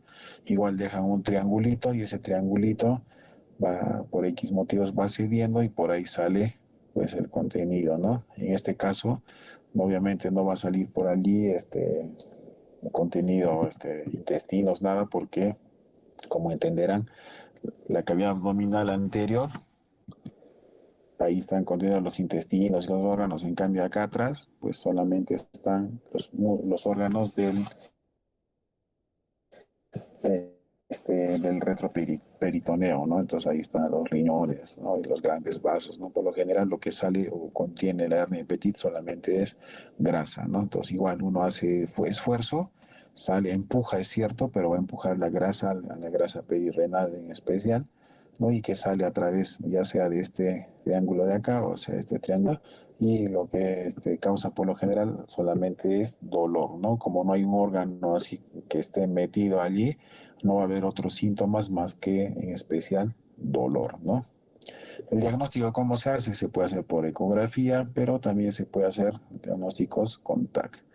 No hay que confundir, y eso tienen que verlo, no es lo mismo en algunos casos cuando los pacientes tienen cirugías urológicas, al menos cuando se trata de quistes renales, nefrectomías, etcétera, los urólogos hacen un corte acá atrás que se llama lumbotomía. Entonces es más fácil ingresar al riñón por una lumbotomía, o sea, uno corta acá los músculos, cortas la aponeurosis y ahí atrás nomás está el riñón, ¿no? Entonces para los urólogos, por ejemplo, es mucho más cómodo operar el riñón a través de una lumbotomía. Entonces, las lumbotomías, al igual que las cirugías de la pared anterior, también se pueden eventrar. Entonces, no es lo mismo estas hernias que le estoy diciendo con una hernia, con una eventración, perdón, por la zona de la lumbotomía. ¿Ya? Son dos cosas diferentes, aunque están más o menos en el mismo sitio. ¿Ya? Entonces, también puede haber hernias en la región lumbar y estas hernias también se cierran con una malla. Como ya les había dicho, hay hernias obturatriz, las que salen por el agujero obturatriz en el piso pélvico, ¿no?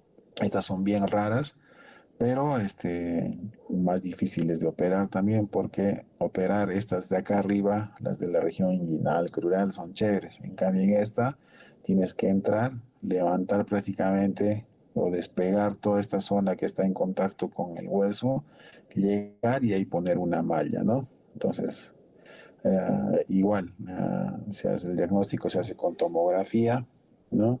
Por lo general, como ustedes saben, acá en el agujero obturador o obturatriz pasa el nervio obturador, entonces como está comprimiendo a ese nervio, va a haber que se va a caracterizar más por un fenómeno, por síntomas neurológicos, ¿no? Y uno va a sentir, por lo general, pues, un dolor, acá, como dice acá, un dolor en la parte anteromedial del muslo, ¿no? Signo de Hauer-Ship-Romberg se llama, que se alivia con la flexión, ¿no? O sea, sientes un dolor acá en el muslo, en la parte delantera, y cuando el músculo está flexionado, cuando la pierna está, el muslo está flexionado, disminuye el dolor o pasa el dolor, ¿no? Tú lo estiras, y como se estira también, hace más compresión del nervio y causa más dolor, ¿no? Igual esto se opera con una malla y el diagnóstico es por tomografía, ¿no? Ahora, como les decía, aunque algunos consideran esto como hernia ventral o hernia incisional, en realidad no es lo mismo. La eventración igual tiene un saco, tiene todo igual, pero es la clásica eventración o la clásica lesión que ustedes van a ver en el lugar de un paciente que ha sido operado previamente, ¿no? Entonces, por ejemplo, esta señora probablemente ha tenido una cirugía abdominal en la línea media por X motivos y en la misma zona de la incisión, pues uno tiene una masa palpable igual como una hernia, pero en un sitio donde ya más antes había sido cortado, ¿no? En cualquier parte, ya sea en el ombligo, sea en el epigastrio, en la línea media, en la zona de la apendicitis, acá cuando hacen una apendicectomía, acá se puede entrar cuando el urólogo trabaja, cuando los ginecólogos hacen su incisión de Pfannenstiel, igual, entonces esa protrusión a través de un orificio creado, entonces a eso se llama eventración, ¿no? Puede ser traumática, todo, pero lo más general o lo más común es que esté después de o tenga como antecedente una cirugía abdominal previa. A eso se llama eventración o también en algunos casos conocida como hernia ventral o hernia incisional, ¿no? ¿Qué factores predisponentes hay para una eventración?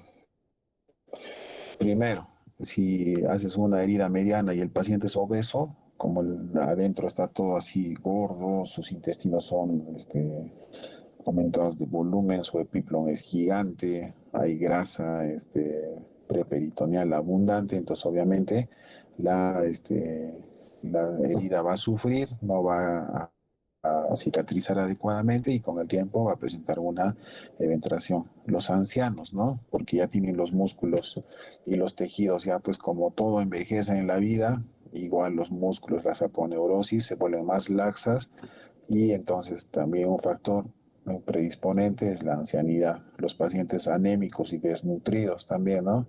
Los pacientes que tienen ictericia, los que tienen neoplasias, tratamientos con corticoides, ¿no? Entonces también dentro, ya hablamos en la cicatrización, pacientes que son consumidores crónicos de corticoides por enfermedades autoinmunes u otras enfermedades, pues también, así como no cicatrizan en la piel, también no cicatrizan adentro en donde están los músculos y aponeurosis, y eso va a predisponer a que con el tiempo hagan eventraciones.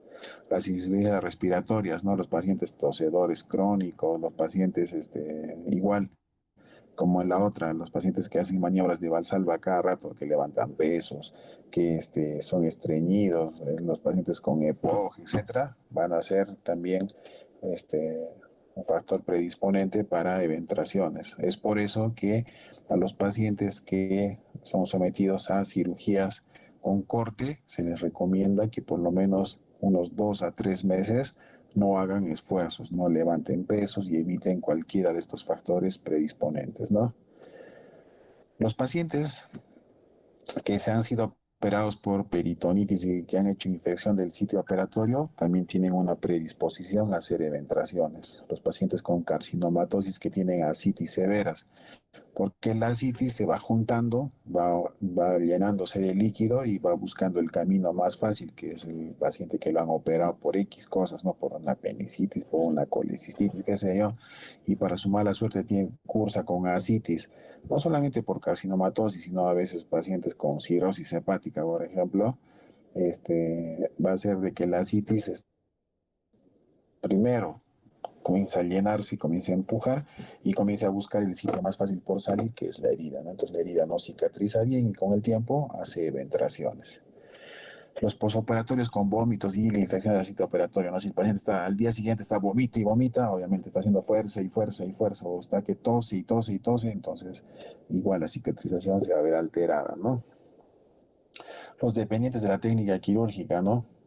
Entonces acá la dirección y tamaño de la incisión son importantes. Es por eso que los casos de eventraciones en cirugía laparoscópica son mínimos, son muchísimo menores comparados a la cirugía abierta, porque en la cirugía abierta uno corta el músculo y los cortan desde los más pequeños, 2, 3 centímetros, hasta los más grandes, los que hacen los cirujanos oncólogos, que muchas veces por el tamaño de su cirugía tienen que hacer cortes grandes, ¿no? En el caso de cirugía abdominal oncológica, muchas veces el corte va desde el esternón hasta las índices del pubis, ¿no? Entonces un corte gigante. Entonces obviamente la recuperación de ese corte pues es mucho peor, digamos, que un corte pequeñito.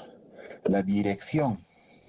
¿Se acuerdan cuando en técnicas hablamos alguna vez de las incisiones que hay en el abdomen?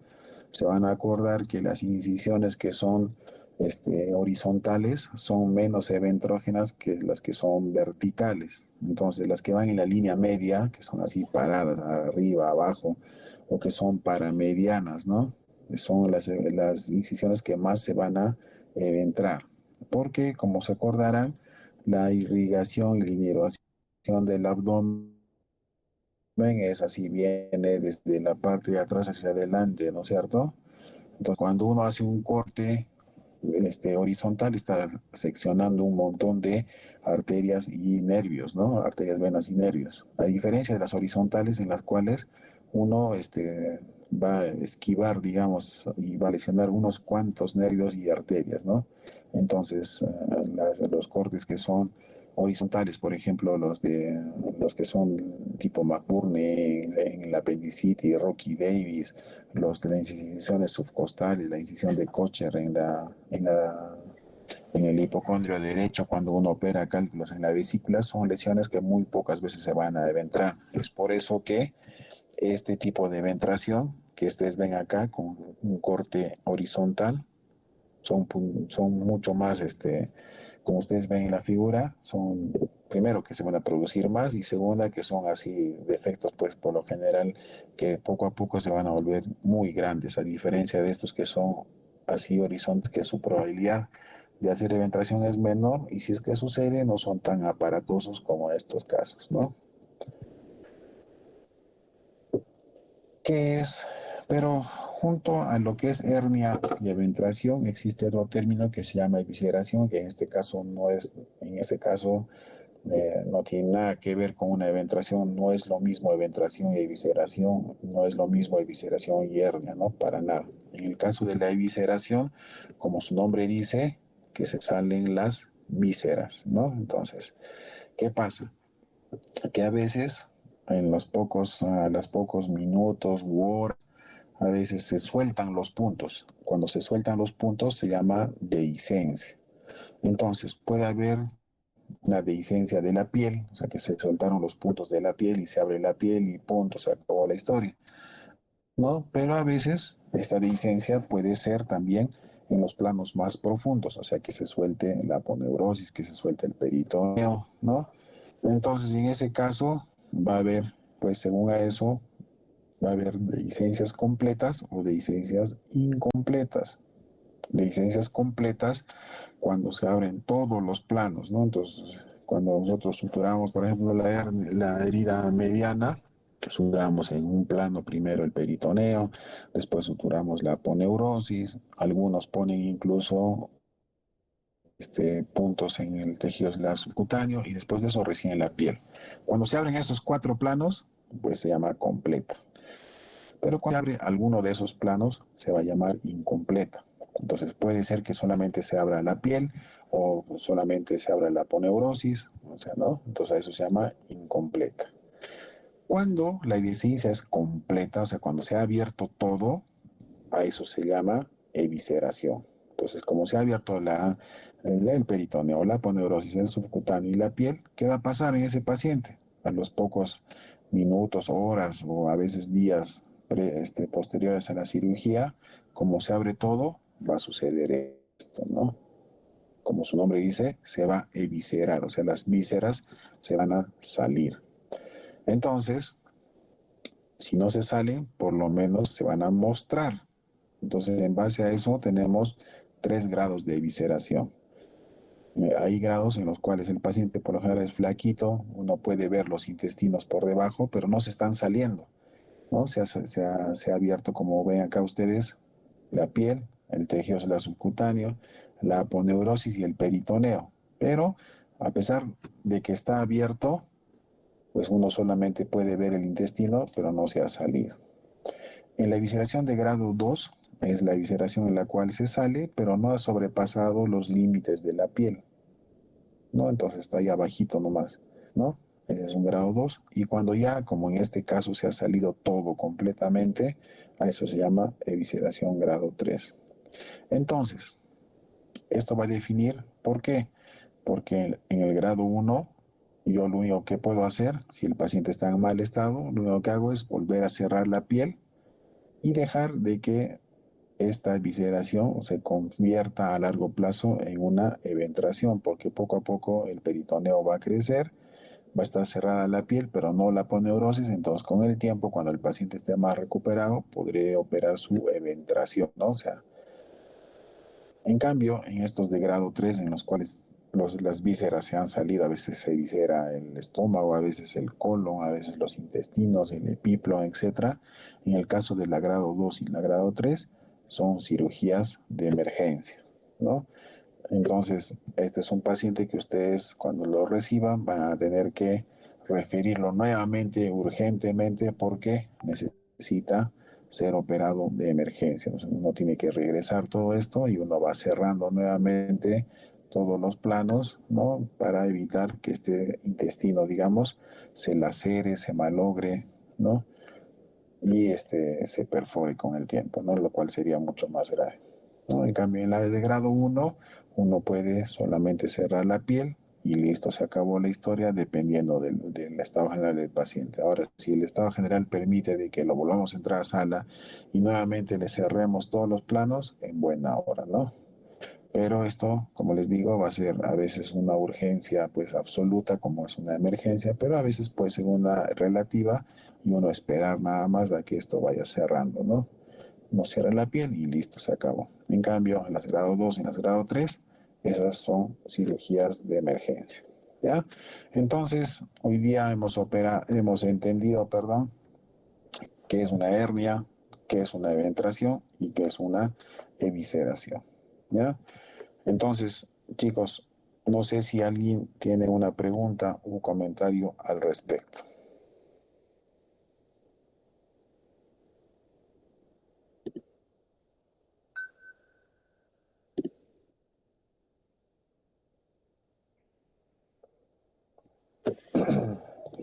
¿Alguna pregunta o comentario? Doctor, sí, una pregunta. ¿Cuál es la hernia que con más frecuencia recidiva? La hernia que con más frecuencia recidiva. Ah, es que, o sea, cuanto más abajo, o sea, ponte la hernia crural y la hernia inguinal, son las que más van a recidivar porque van a estar soportando más, digamos, el peso, ¿no? De todo el contenido, pues, de la cavidad abdominal. Entonces, son las que más recidivan. Pero también, bueno, es una pregunta un poco ambigua. Las que más recidivan son las que han sido operadas con técnicas con tensión. Las que menos recidivan son las hernias que han sido operadas con malla, ¿no? Entonces, esa sería la respuesta, ¿no? Los que no han sido operadas con malla son las que más recidivan. Y dentro de los tipos de hernias, las que más recidivan son la hernia inguinal y la hernia crural. Gracias, doctor. Listo, Jacqueline. ¿Alguien más? Doctor, entonces, en cuanto al manejo de estas hernias, el más indicado sería el laparoscópico con el uso de malla. Sí, lo que pasa es de cuando veamos la parte práctica de la cirugía laparoscópica, a ver, esperen, les voy a presentar un pequeño videíto, ¿ya? Aguanten un rato, para que más o menos me vayan entendiendo qué es lo que pasa. Déjenme mostrarles, ¿eh? Esto lo van a mostrar también cuando hagan la parte práctica de todo lo que es la cirugía de una hernia, pero lo vamos a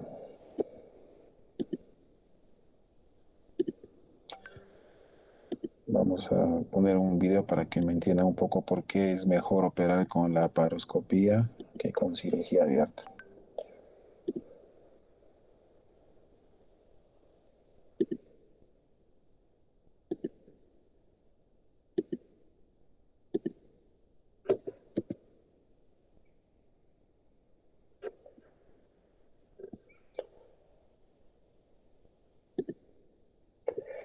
Les comparto mi pantalla otra vez, ¿ya?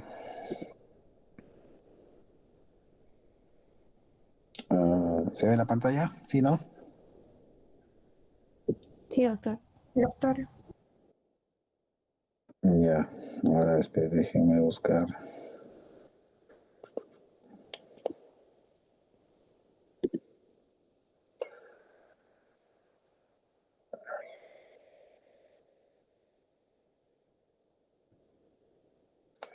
¿Dónde está mi YouTube?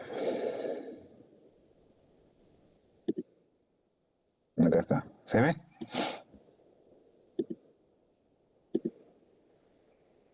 Sí, doctor.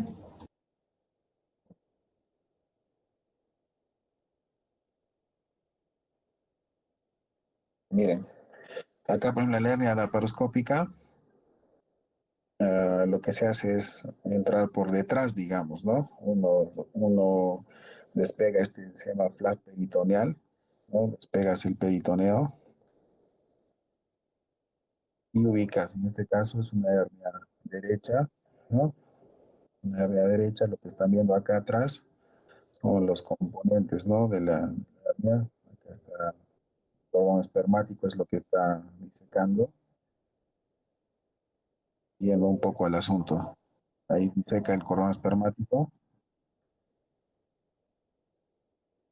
y miren, ahí se pone la malla. Entonces se pone la parte posterior del defecto, ¿verdad?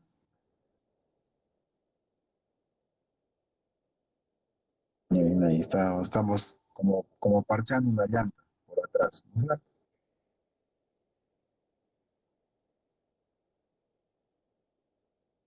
Una vez que lo pones, miren, es como parchar una llanta, exactamente. Y después de eso se sutura el flap y se acabó la operación. Entonces, como ustedes han visto alguna vez parchar una llanta, ¿sí, verdad? ¿Han visto parchar una llanta de carro alguna vez? Sí, doctor. Sí, doctor. Sí, ¿no es cierto? ¿Qué gran cosa hace el que parcha la llanta? Agarra, le pone un poco de pegamento, como para que el parchecito no se salga del sitio y lo que hace es inflar, ¿no es cierto? Y el aire mismo presiona el parche contra la llanta y tapa el hueco, ¿verdad? Entonces lo mismo sucede en las hernias que son tratadas por vía laparoscópica. En este caso, uno abre el espacio, le pone la malla, lo cierra y los mismos, una vez que el paciente va a estar parado, va a estar de pie, el mismo peso de los intestinos, ¿no? Del epiplo, de todos los órganos, va a ajustar la malla contra el defecto que está por delante de la malla, ¿verdad? ¿Se acuerdan cuando han hecho biofísica? Hay un experimento que uno agarra un cilindro, ¿no? Está lleno de agua, le pones por dentro de la tapita, le pones un papel y volteas el intestino, volteas, perdón, el cilindro y el peso del semejante cilindro, incluso de la hojita de papel, se aguanta porque el peso del agua lo comprime contra la tapa, ¿verdad? Seguro hay un experimento. Lo mismo sucede acá. Igual que en el caso de la llanta, igual que en este caso de la hernia, la malla va a estar aprisionada, digamos, y presionada por el mismo peso, en este caso de los intestinos. A diferencia de la cirugía abierta, que la malla se pone no por detrás del defecto, sino más bien por delante del defecto. Entonces, al estar por delante, no va a haber algo que lo aguante, digamos, por delante, ¿no? O sea, hace el peso, todo igual, pero como está por fuera, ¿no? Solamente la piel va a estar por delante de la malla, digamos, entonces la malla va a soportar más peso y va a recidivar, a pesar de que es mucho menos la recidiva que en la cirugía sin malla, pero va a aguantar más peso y hay tasas pues de 0.012% de pacientes, o sea, más o menos de cada 1000 pacientes, unos 2 pacientes pueden hacer recidiva, ¿no? En otras palabras. En cambio, en el caso de la cirugía laparoscópica, esa recidiva se reduce a la mitad, justamente porque, como les digo, la malla está por detrás del defecto, entonces se acomoda al defecto y el mismo peso de los órganos va a ajustarla y va a hacer ese fenómeno del experimento del, del cilindro que alguna vez lo han visto en física, ¿no? Es una cuestión de presiones, ¿no? Entonces, la hernioplastia laparoscópica tiene mejores resultados, tiene menos tasa de recidiva y encima pues tiene otro tipo de ventajas, ¿no? Que son las ventajas estéticas, ¿no? Que uno no tiene pues un corte de 4 o 5 centímetros en la región inguinal, sino solamente dos cortecitos de medio centímetro, ¿no? Uno dentro del ombligo y otro un poco más abajo, ¿no? Por donde uno puede manipular y trabajar la cirugía de la hernioplastia por vía laparoscópica, ¿no? Encima, el dolor posoperatorio es mucho menor. Encima, las tasas de infección operatoria, las tasas de seromas, ¿no? Son mucho menores en la cirugía laparoscópica que en la cirugía abierta, ¿no? Entonces, por eso es que en estos tiempos la cirugía de elección para hernioplastías inguinales, crurales, es la cirugía laparoscópica, ¿no?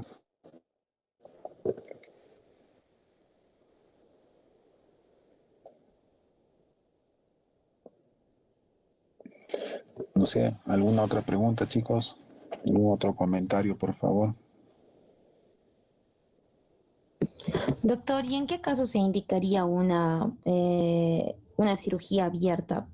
Si bien es cierto, lo que nos acaba de decir es que hay mayor ventajas, ¿no? En la laparoscópica, pero ¿en qué momentos estaría indicado la abierta?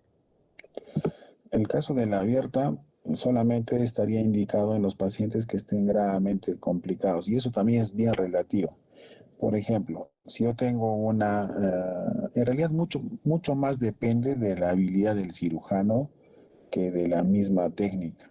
Porque, o sea, si yo, por ejemplo, tengo un paciente que tiene una hernia que ha estado estrangulada y que necesita hacerle resección intestinal y anastomosis, pues esto también se puede hacer por vía laparoscópica. Entonces, en manos de un cirujano entrenado, uno puede operar la hernia y también operar la complicación de la hernia, que es hacer la resección intestinal, anastomosis, o y hay unostomías, ileostomías, o sea, todo eso se puede hacer por vía laparoscópica.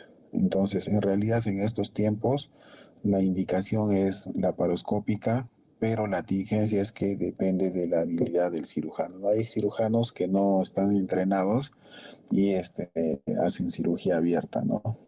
Entonces, en realidad es algo pues muy relativo, ¿no? Entonces, si el cirujano no está entrenado, obviamente lo va a hacer por vía abierta y peor si está complicado, ¿no?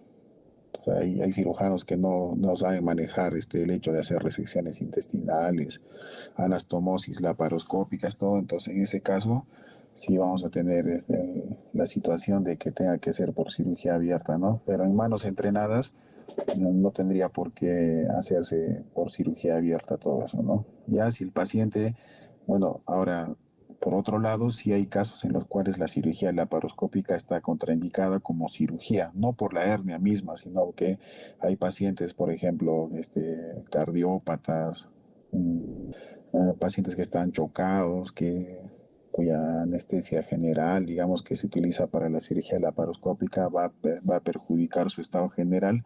Entonces, en ese caso sí se contraindica, ¿no? Pero por la hernia misma, pues la respuesta es que va a depender del entrenamiento del cirujano que va a operar, ¿no? Incluso, como les digo, complicaciones también se pueden operar por cirugía laparoscópica, ¿no? Cada vez la cirugía laparoscópica tiene muchos más beneficios, ¿no? La cirugía bariátrica, cuando hace 10 años comenzamos la cirugía bariátrica, se hacía pues acá con corte, ¿no? Ahora no, ¿no? Ahora se hace todo por vía laparoscópica porque puedes hacer una manga gástrica laparoscópica, hacer una resección gástrica, puedes hacer una anastomosis, un bypass gástrico, hacer cirugías en IDEBUX, etcétera, etcétera, por vía laparoscópica, ¿no? Entonces, mucho depende de la mano, ¿no? A no ser que, como les digo, haya indicaciones absolutas de la cirugía laparoscópica de por sí, ¿no? O sea, cardiópatas, pacientes chocados, como les decía, ¿no?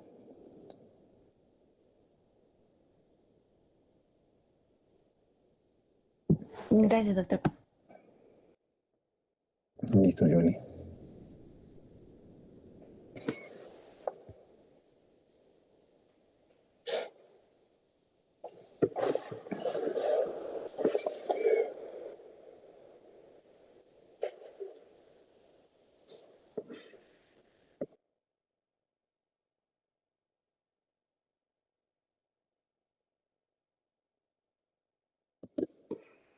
Listo. No sé si hay alguna pregunta más, por favor. ¿Algún comentario? ¿Algo que no haya quedado claro?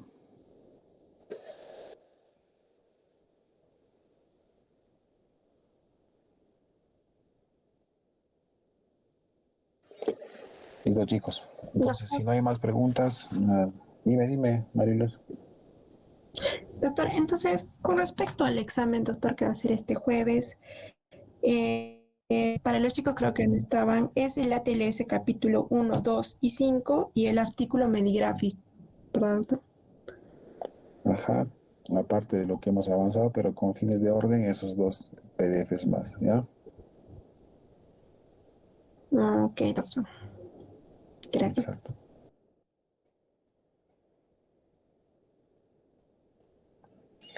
Listo, chicos. Entonces, el examen va a estar colgado el día jueves para que lo puedan rendir durante toda la tarde.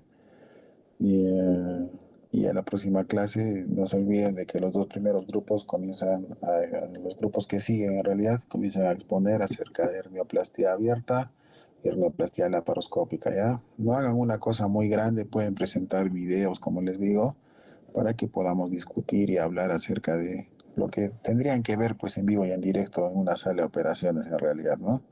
Entonces ya no hagan la parte introductoria de que es una hernia ni nada por el estilo, no váyanse de frente a cómo se hace una hernioplastia, ¿no? ¿Qué técnicas hay que se conocen? Porque eso les van a preguntar cómo es una técnica de McVeigh, cómo es una de Bassini, cómo es una Lisa, etcétera, etcétera, ¿no? Entonces esas cosas sí, ¿no? Pero ya teoría de la parte de hernias se supone que ya la estamos haciendo ahora, ¿no? Entonces nos vemos a la próxima semana. Cuídense mucho, chicos. Gracias, doctor. Gracias, doctor. Listo, Gracias, adiósito. doctor.